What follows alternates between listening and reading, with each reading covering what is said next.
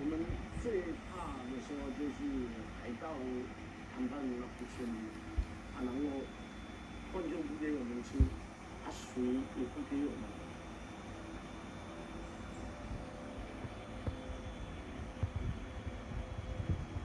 海盗把我们3个船员带去藏起来，骗我们说已经把他们杀掉。然后海盗就拿着枪逼我，跟台湾外交部讲，海盗已经开始在杀人了。台湾的行政院院长、台湾红十字会、台湾人权协会善良的来跑去，请你们看到的时候，这个的时候影片，请你们帮忙。They would line them up and then fire an empty AK-47 so that there was just a click on an empty magazine. Psychological torture, all to put pressure on the negotiation. Ayun siya, boy pa. Mga Pilipino kaya?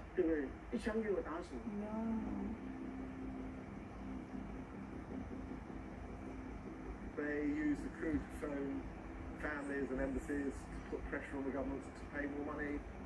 I want to go home, please. I have family. Ganyan siya. Grabe naman. We don't want to stay here for a long time because how we stay here very hard. 我们那时候传的指向菲律宾的印尼、柬埔寨、越南，他们打给他们有没有？外交部他不接呀。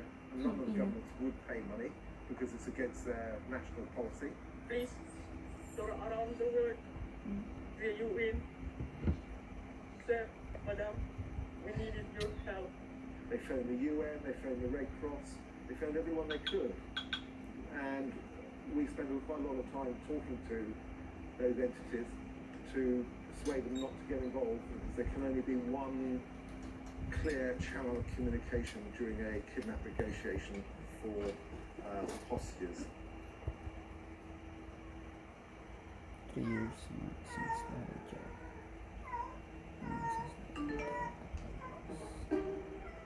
No. In January, 3 years. 3 years after. Kinontak ulit sila. Pirata.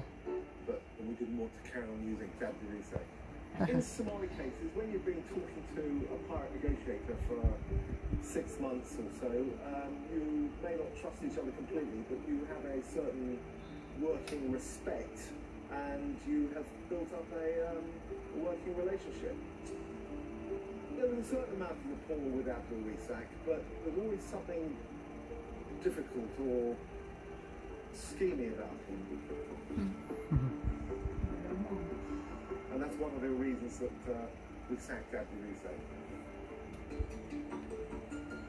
I had a lot of ingratiating, rather creepy calls from him, reminding me that I was his best friend. And I had to flatly tell him, no.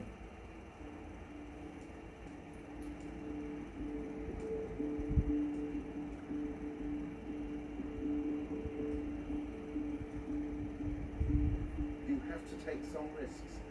You have to break some rules, otherwise you'd never get a result.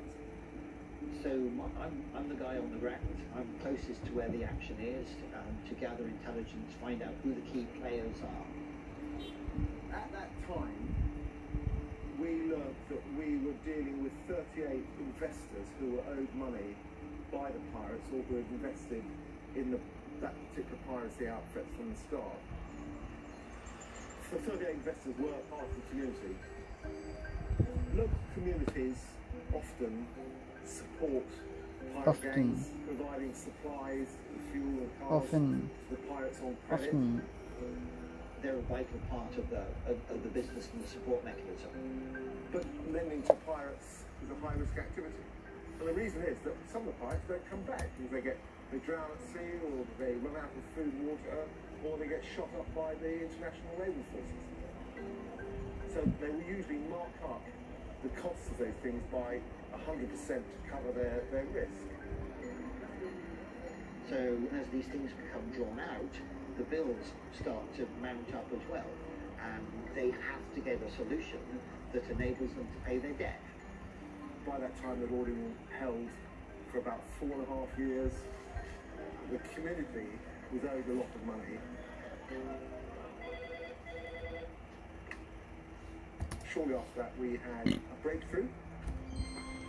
We were approached by a community spokesman, put in touch by one of John Steed's good contacts in Somalia, and he was representing a community and religious leader from the local clan, same clan as the pirates.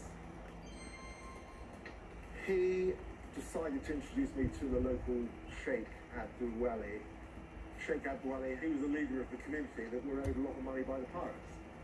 I had a long conversation with the Sheikh, so it was his interest to be involved in a resolution so that the local community would get their money, and thus his esteem and influence would be increased, and they would have this nasty rubbing sore in their midst removed. And as a result of that, the Sheikh said he would do all he could to put pressure on the pirates to settle.